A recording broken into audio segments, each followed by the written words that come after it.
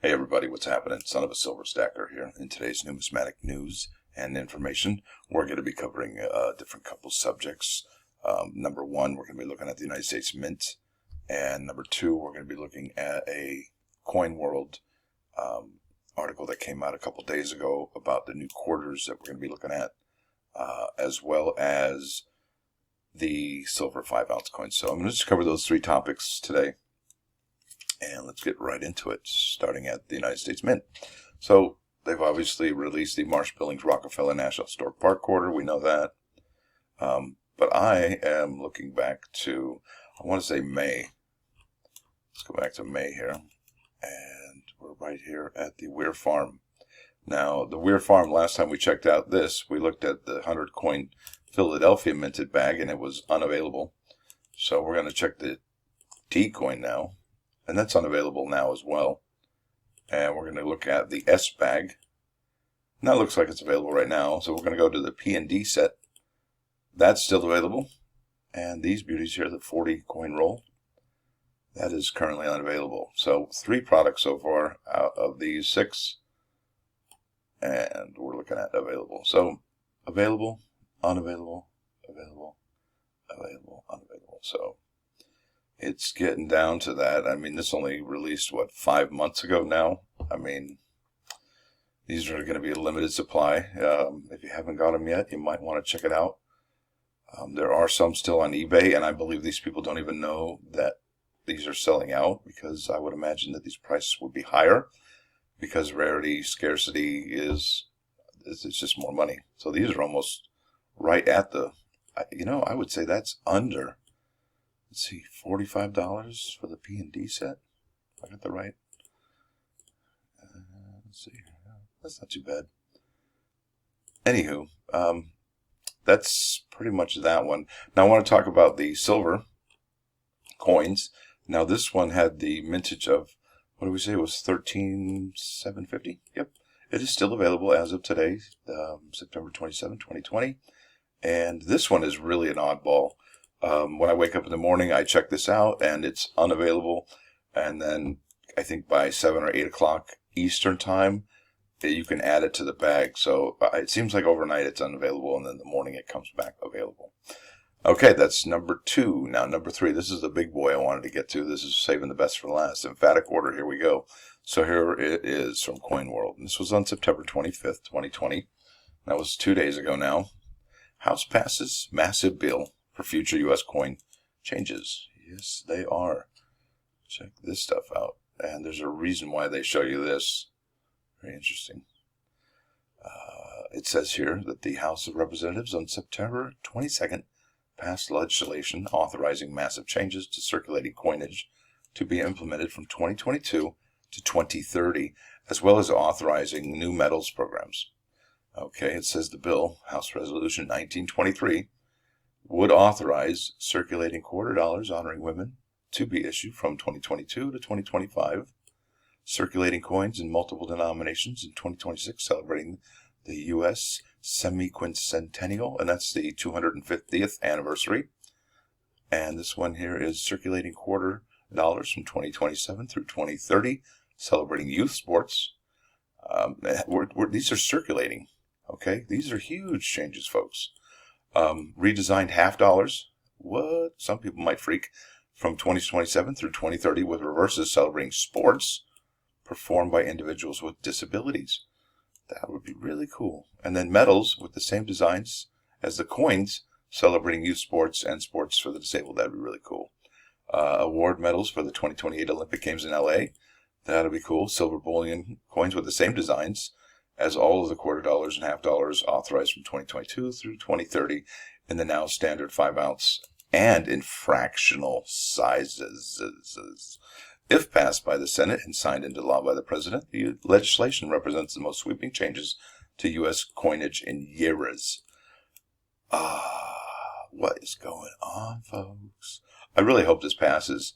I'm going to read this a little bit further on, but I wanted to show you this. This is the House resolution, and you can check out the summary, the text, the actions, the titles, the amendments, co-sponsors, the committees, and the related bills. And this is basically the summary, like it says here.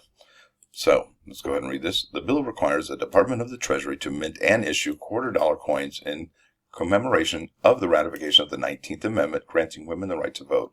The design on the reverse of each coin shall be emblematic of the accomplishments and contributions of a prominent woman who was a resident of that state, the District of Columbia, or a U.S. territory.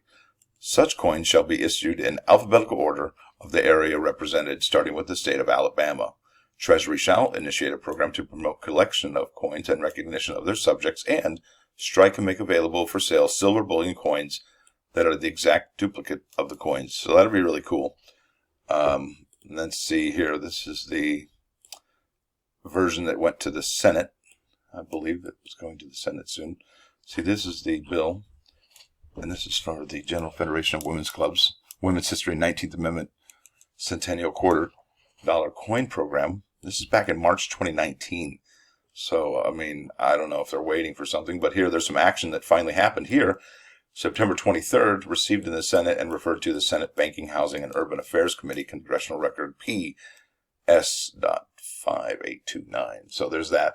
And this is from the League of Women Voters. I'm not going to hopefully go over my time limit here. This program doesn't allow me too much time. But this is on lwv.org. League of Women Voters sends letter of support for H.R. 1923. And let me go ahead and read this here. And let's see here. Women's History and 19th Amendment Centennial $quarter coin program act. The League of Women Voters supports H.R. 1923. The Women's History and 19th Amendment Centennial $quarter coin program. This easy for me to say. This bipartisan legislation has been introduced by Representatives Barbara Lee and Anthony Gonzalez and has support from the U.S. Mint and coin collectors.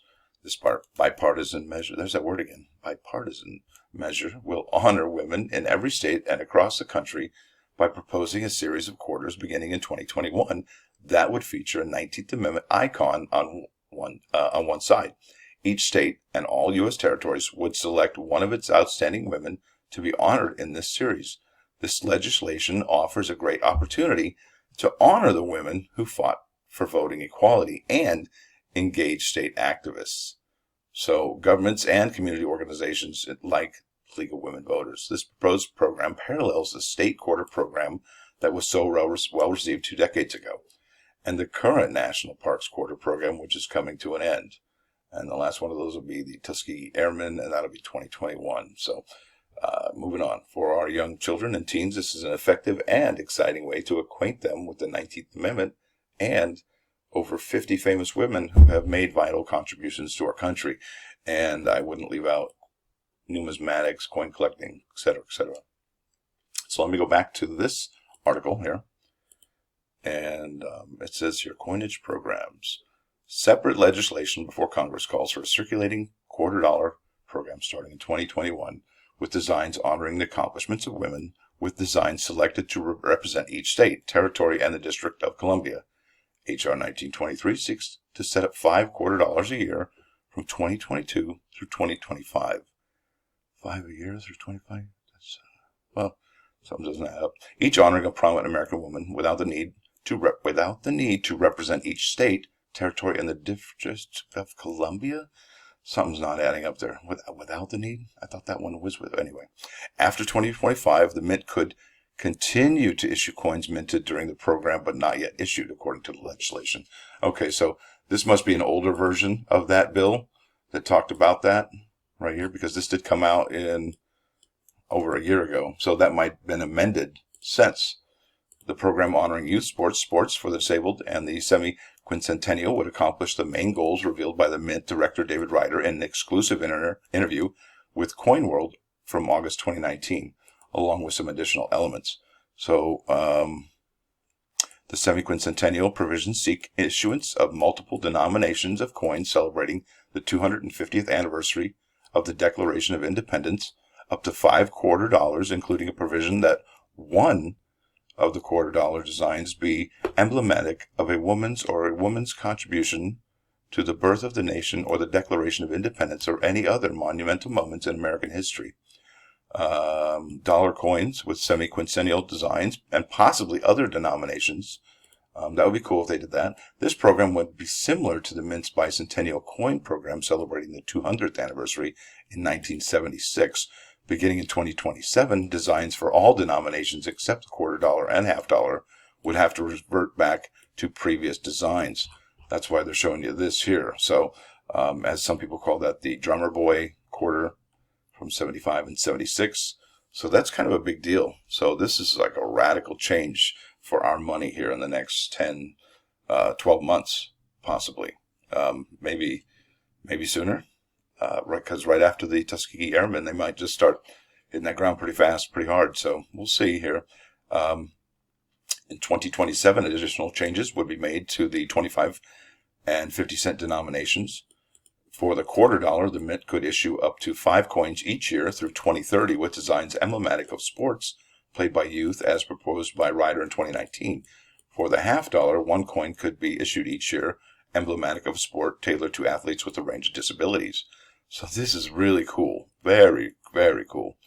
For the 2022 through 2025 and 2027 to 2030 coins, offers designs would continue to depict the individuals currently found on the coins, though possibly in new renditions, So Washington, Kennedy, et cetera, et cetera. This is pretty wild. This is amazing. It says down here that also authorized would be a unifying inscription, privy mark, or other symbol for that particular coin program. That provision could codify already existing mint in practice as issued circulating 2020 W $quarter with a privy mark celebrating the 75th anniversary of the end of the World War II, as well as several numismatic coins with various privy marks. So it looks like they're going to keep that going on, and they're going to keep us informed, and I'm going to keep you guys informed.